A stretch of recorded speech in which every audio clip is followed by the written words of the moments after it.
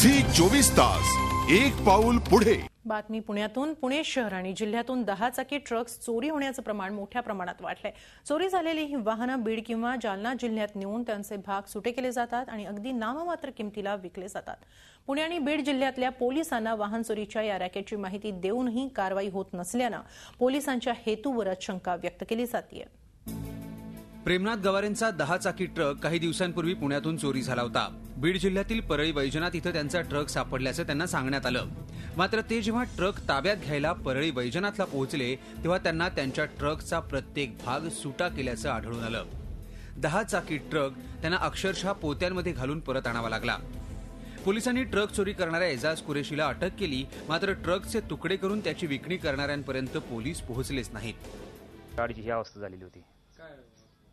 ठीक आहे, हे तुकडे असे हे केलेले होते एकदम गॅस कटरचे आणि सगळे पूर्ण गाडीचे पार्ट वेगवेगळे केलेत, पण म्हणजे स्क्रॅप करून टाकले ते मटेरियल सगळं। नवी गाडीचे एकदम स्क्रॅप म्हणजे विकायच्या दृष्टीने स्क्रॅप। तिथल्या पोलिसांनी एकाला अटक केलं, पण जो मेन गुन्हेगार जो गोडाऊनवाला आहे ज्याने कटिंग केली त्याला नाही अटक केलं। पुणे शहर आणि जिल्ह्यात गेल्या 3 महिन्यांमध्ये 26 मोठे ट्रक चोरीला गेले। विजय घुमटकर यांचा ट्रकही चाकणमधून चोरी झाला।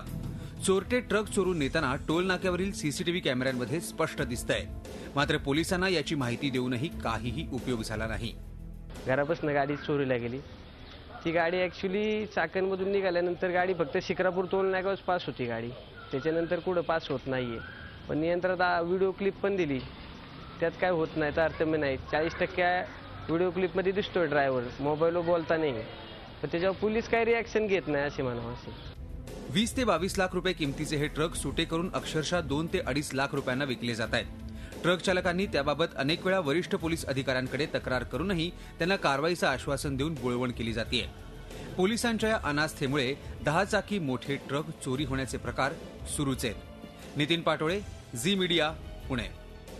झी 24 तास एक पाऊल पुढे।